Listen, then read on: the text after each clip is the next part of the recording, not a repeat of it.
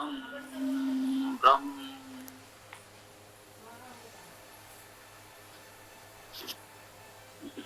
ओम सांबे अध्याय 1 सूक्त 1 मंत्र 6।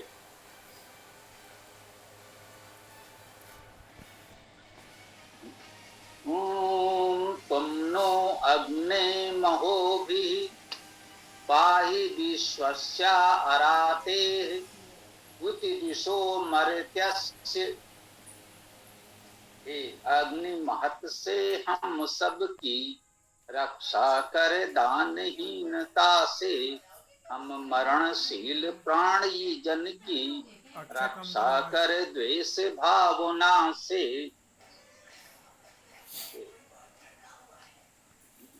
ओम तुम नु हमारे लिए। अग्नि संबोधन कारक में है, हे अग्नि, हे अग्रणी गत स्वरूप परमेश्वर।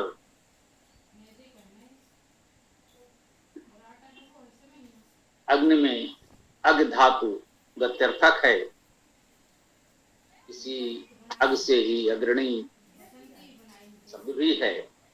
तो हम अग्नि का अर्थ मुख्य रूप से अग्रणी गत स्वरूप करते हैं, शाब्दिक अर्थ। और यह अग्नि अपने मुख्य आध्यात्मिक अर्थ में परमेश्वर के लिए ही प्रयोग होगा। इसलिए हम कह सकते हैं, हे अग्नि, हे अग्रणीगत स्वरूप परमेश्वर, तुम नो हमारे लिए या हमारी, महोभी तृतीया बहुवचन, महानताओं से, महत से। मैं धातु का अर्थ हम समझ सकते हैं, मैं धातु से ही महान शब्द बनता है, तो सरलता से समझा जा सकता है। महत होना, सम्मान करना, सत्कार करना, ये मैं धातु का अर्थ है। महोभी अर्थात महानताओं द्वारा, कह सकते हैं महान उपायों द्वारा। पाही पालन करें, रक्षण करें, पा धातु है, पा धातु का अर्थ पालन करना, रक्षण करना।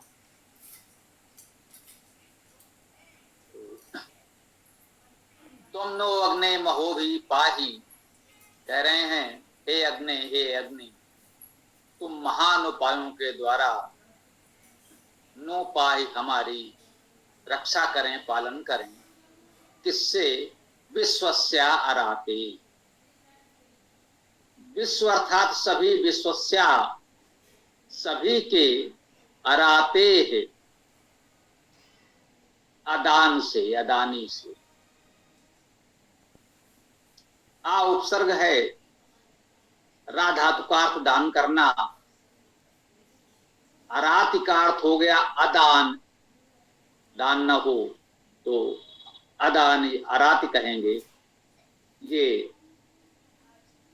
षष्ठी पंचमी एक वचन है, अराते है, अराति से या अराति का।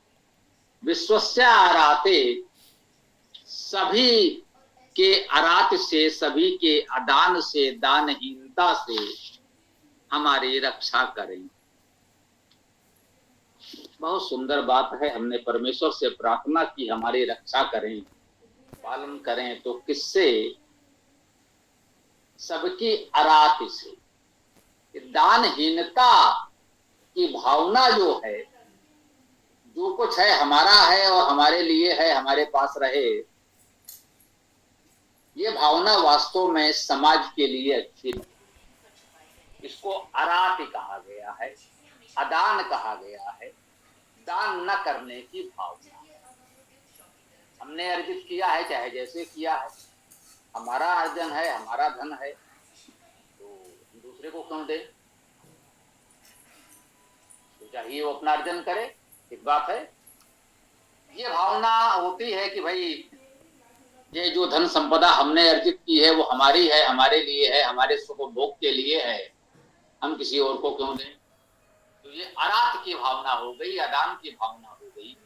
इसके विपरीत दान की भावना होती है कि ईश्वरी कृपा से जो कुछ हमें मिला है उससे हमारी अपनी आवश्यकताएं तो पूरी हों, ठीक बात है, और जो संभव हो सके हम उनके लिए भी करें जिनकी आवश्यकताएं पूरी नहीं हो पा रही। अच्छे उद्देश्य, अच्छे कार्यों के लिए आवश्यकता होती है। जो अपना सारा समय, श्रम, जीवन स्वाध्याय चिंतन में लगा देते हैं, वे धन का अर्जन कब कैसे कर सकते हैं? तो वे अपना कार्य करते रहें। इसलिए एक व्यवस्था है कि जिन्होंने धन अर्जन किया है वो कुछ अंश उनको देते रहें, उनका कार्य निर्वाह चलता रहे तो अच्छा कार्य होता रहे। इसलिए कहा गया है सभी अदान की भावना से हमारी रक्षा करें, अदान की भावना नहीं। उत द्विषोमर्तस्य, उत को और के अर्थ में ही समझे। एक तो कहा अराते, इस अरात से, अदान से रक्षा करें, और किससे रक्षा करें? द्विषो, द्वेष से रक्षा करें। मर्त्यस्य, मरणशील के, धातु मरना, मर्त का अर्थ हो गया जो मरने योग्य है। षष्ठी एक वचन, मर्त्यस्य, मरणशील के, द्विषो, द्वेष से। जो मरणशील हैं, वैसे तो परमेश्वर के अतिरिक्त सब कुछ मरणशील है। यहाँ मरणशील से विशेषता प्राणियों का अर्थ लिया जाता है, क्योंकि प्राणियों का जीवन काल अत्यल्प होता है, उनको जन्म लेते और मरते हुए हम देखते हैं। विशेष रूप से मनुष्यों के लिए भी कह सकते हैं। तो ये मरणशील मनुष्य हैं, अन्य प्राणी भी। जो इनसे द्वेष करते हैं, ये द्वेष की भावना जो है उससे भी पाही हमारी रक्षा करें, पालन करें। इस गायत्री मंत्र में, इस छोटा सा गायत्री मंत्र 8 वर्णों के 3 चरण हम लोगों ने पढ़े। तुम नो अग्नि महो भी पाही विश्वस्या अराते उति विशो मर्त्यस्य। कह रहे हैं हे अग्नि, तुम महान उपायों द्वारा विश्व के अदान की भावना से और उत तथा दिशो मर्तस्य, जो मरणशील लोगों के, प्राणियों के द्वेषी हैं, जो द्वेष की भावना है और जो द्वेष की भावना रखने वाले हैं, ऐसे लोगों से, ऐसी भावना से नो पाही हमारी रक्षा करें। ये इस मंत्र का सीधा सरल छोटा सा मंत्र और एक उत्तम संदेश इस मंत्र से हम लोगों ने ग्रहण किया। अभी समय है अपने पास, छोटे छोटे गायत्री मंत्र हैं, तो हमें लगता है कि एक मंत्र अभी और हम लोग कर सकते हैं। ओम सामवेद अध्याय 1 सूक्त 1 मंत्र 7।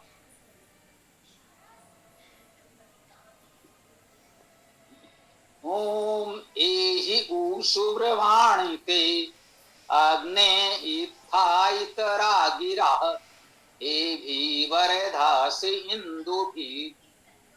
हे अग्नि आइए हम कहते, यह सुंदर इतर वचन स्वामी, तुम वृद्ध इंदुओं से करते ऐश्वर्यवान के साथ सदा।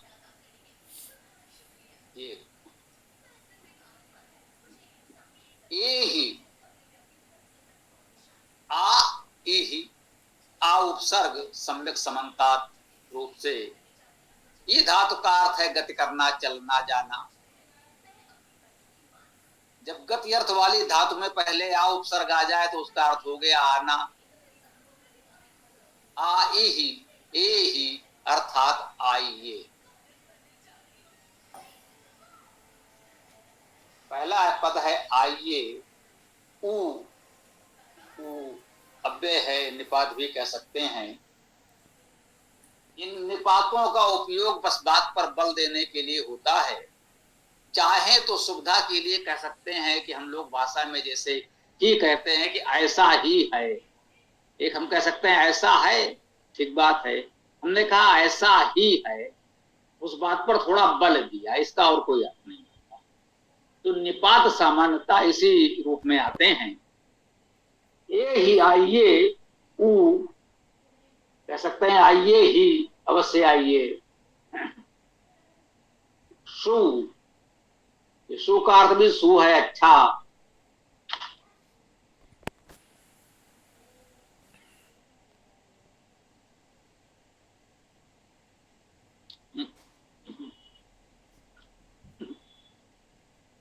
जो सु उपसर्ग हम लोग जानते हैं, ये मूर्धन्य सा होकर भी वही है। ये वैदिक प्रयोग है, इसमें मूर्धन्य की प्रधानता होती है, बहुत बार हम लोगों ने चर्चा की है। तो उपसर्ग वही है, सु अर्थात अच्छा, उत्तम।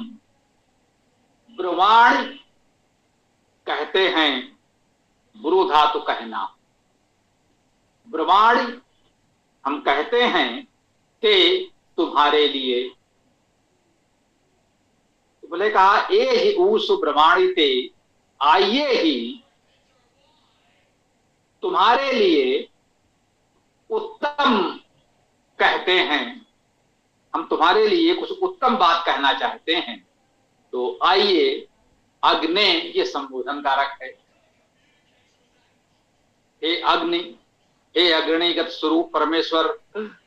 इत्था इतरा गिरा, इत्था इस प्रकार, इतरा इतर अन्य। एक तो सामान्य होता है, एक उससे कुछ इतर, कुछ अलग कहना चाह रहे हैं। गिरा अर्थात वाणी, गृह धातु का अर्थ होता है शब्द करना। तो गिरा का अर्थ हो गया वाणी, बोलना, बात, जो भी हम कहना चाह रहे हैं, वचन।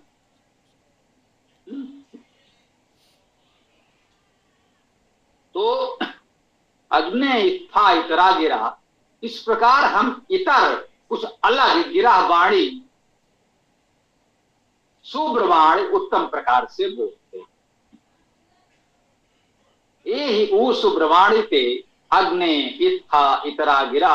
अग्नि संबोधन में है, तो सबसे पहले कहेंगे हे अग्नि, हे अग्निगत स्वरूप परमेश्वर। ए ही ऊ, आइए ही, क्यों, सुब्रवाणिते इत्था इतरा गिरा। इत्था इतरा गिरा, इस प्रकार से हम इतर अर्थात कुछ अलग वाणी, गिरा वाणी, सुब्रवाणी ते तुम्हारे लिए उत्तम प्रकार से बोलते।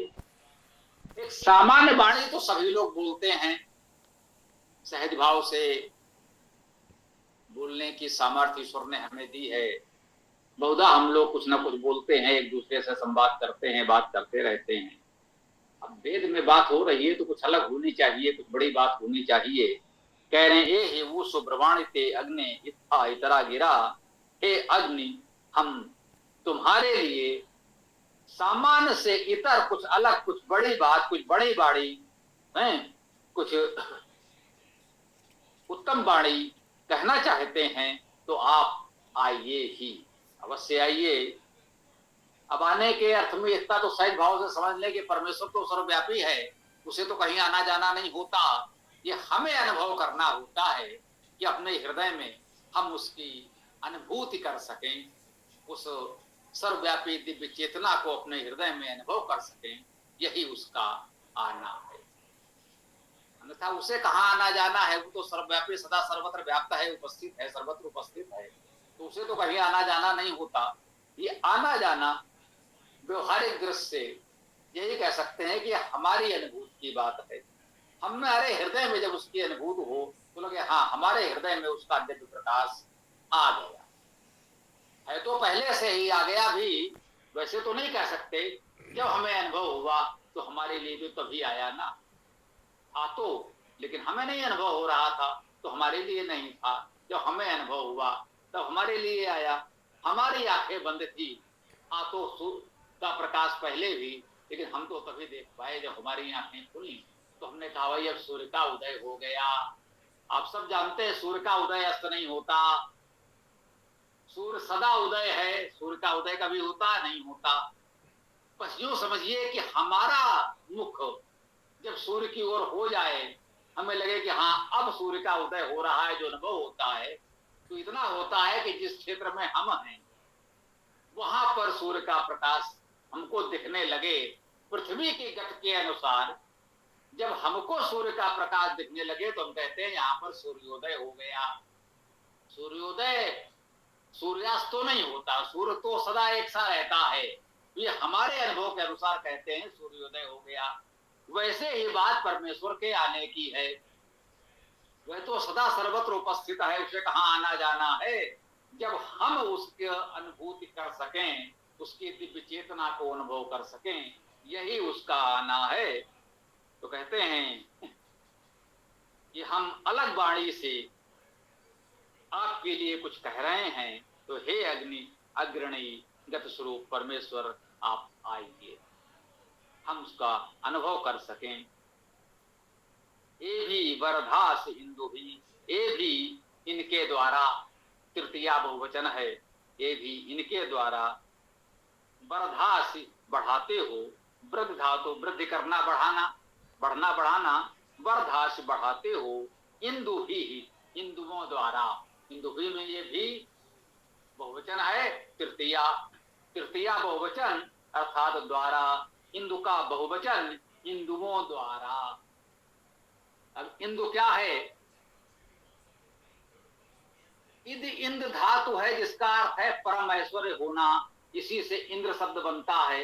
इंद्र सूक्त तो हमने बहुत से पढ़े हैं, बहुत से मंत्रों में इंद्र शब्द आया है। जैसा कि हम समझते हैं कि वेद में ओम तो परमेश्वर का मुख्य नाम है ही, उसके साथ ये अग्नि, इंद्र, ब्रह्म विशेष रूप से कहे जाते हैं।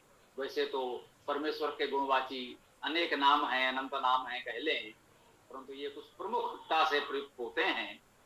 तो इंद्र धातु का परम ऐश्वर्य होना, उसी से इंद्र बनता है, उसी से इंदु बना है, तो इसका भी अर्थ वही होगा, धातु तो वही। परम ऐश्वर्य युक्त इंदु, जिसमें ये परमेश्वर हो वो इंदु, जो परम ऐश्वर्यवान परमेश्वर का उपासक है वो इंदु। इस प्रकार से कह सकते हैं, ये भी वरदास इंदु भी, तुम इंदुओं द्वारा बढ़ाते हो। वह परमेश्वर तो दिव्य चेतना स्वरूप में सर्वत्र व्याप्त है, वह निराकार है, निर्लिप्त है, कुछ भी कह लें, वह तो सर्वत्र व्याप्त है। परंतु जो इंदु हैं वह इंद्र है, परमेश्वर है जो सर्वव्यापक है। ये इंदु है, परमेश्वर के लिए भी इंदु कहा जा सकता है। गुणवाची परमेश्वर का नाम इंदु हो सकता है ना, परमेश्वर का एक गुणवाची नाम इंदु भी होगा। परंतु इंदु का एक भाव ये भी ले सकते हैं, जो उस इंदु को, उस परम ऐश्वर्य को, उस परमेश्वर को अपने में धारण कर ले, उसकी उपासना करे। हम समाज के उन देवजनों को भी इंदु कह सकते हैं। इंदु ही इंदुओं द्वारा, ये भी इंदु ही अर्थात इन इंदुओं के द्वारा बर्धास बढ़ाते हो। वह अग्नि, कह रहे हैं अग्नि की हम विशेष वाणी से स्तुति कर रहे हैं, कह रहे हैं आप अवश्य आइए, तुम इन इंदुओं के द्वारा हम सबको बढ़ाते हो। परमेश्वर हमें बढ़ाता है, हमारी अभिवृद्धि करता है, हमें प्रगति सफलता प्रदान करेगा। कैसे? कहते हैं भाई आप जो कर्म करते हैं उसी का फल मिलता है, परमेश्वर अलग से कुछ नहीं देता। ठीक बात है, बिना कर्म किए तो फल नहीं मिलेगा। इस अर्थ में ये बात बिल्कुल ठीक है। यदि कोई कहे हमें कार्य कुछ नहीं करना है, हम कोई कर्म न करें और ईश्वर हमें कुछ दे दे, तो ईश्वर तो नहीं देगा। ये तो ठीक बात है, तो फिर ईश्वर भी क्यों देगा? हम अपनी ओर से संपूर्ण प्रयास करते हैं और हमारे अपने सामर्थ्य की सीमा है, ये बात भी सत्य है। इस प्रकार से लगता है कि संपूर्ण सामर्थ्य से प्रयास करने पर भी हम किसी उत्तम कार्य को पूर्ण नहीं कर पा रहे हैं। तो एक तो नीतिकारों ने तो ये कहा, यत्ने कृते अप यदि न सिद्ध्यति को अत्र दोषा, यदि संपूर्ण प्रयत्न कर लेने पर भी कार्य सिद्ध न हो तो फिर क्या दोष है? फिर कोई दोष नहीं है। अपनी ओर से हमने प्रयास तो कर लिया, अब नहीं हो पाया तो नहीं हो पाया, अंत में ईश्वर को समर्पित कर दिया, यही भाव मान लें। तो यहाँ पर ये भी कह रहे हैं कि ऐसे में ये भी मानकर चलें कि वह परमेश्वर जो इंद्र है, अग्नि है, वह अग्नि और इंद्र जैसा परमेश्वर हिंदुओं के द्वारा उस परमेश्वर के उपासकों के द्वारा उनमें प्रेरणा दे करके हमें आगे बढ़ाने में सहयोग तो कर सकता। जब समाज में हिंदू होंगे, उस परमेश्वर के सच्चे उपासक होंगे, वे भी परमेश्वरवान होंगे, आध्यात्मिक ऐश्वर्य से संपन्न होंगे, अच्छे उपासक हैं, अच्छे भाव से उत्तम कर्म करने वाले हैं, वे व्यवहारिक दृष्टि से भी सक्षम समर्थ हो सकते हैं। तो उनको प्रेरित करके उनके द्वारा वो हमको भी बढ़ा सकता है, जो व्यवहारिक सांसारिक प्रगति में पीछे रह गए हैं, आध्यात्मिक साधना में लगे हैं। तो जहां आवश्यकता हो ये भावना हम कर सकते हैं। ईश्वर ने हमें ये दायित्व भी सौंपा है, यदि हम हिंदू हैं, परमेश्वर के उपासक हैं, तो जहां आवश्यकता हो वहां उनको आगे बढ़ाने में जो हमसे हो सके वो सहयोग करें। पिछले मंत्र में यही कहा गया था कि अरात से रक्षा करो, जो अदान की भावना है उससे बचाओ। यहां कहा जा रहा है कि आप हिंदू हैं, उस परमेश्वर के उपासक हैं, आपके अंदर भी उस परमेश्वर का कुछ अंश है, तो अन्य लोगों को आगे बढ़ाने में सहयोग करें। परोक्ष रूप में ये भाव भी हम ग्रहण कर सकते हैं। मंत्र कहता है कि हे अग्नि, हे परमेश्वर, आप हिंदुओं के द्वारा बढ़ाते हो, इसका ये भावार्थ भी हम ग्रहण करें, हम हिंदू बने और लोगों को आगे बढ़ाने में सहयोग करें। तो आज इस प्रकार से हम लोगों ने यह मंत्र की चर्चा पूर्ण की। अब इस चर्चा को यहाँ विराम दें और आप लोगों का जिसका जो भी विचार प्रश्न आदि हो प्रस्तुत कर सकते हैं। ओम खम।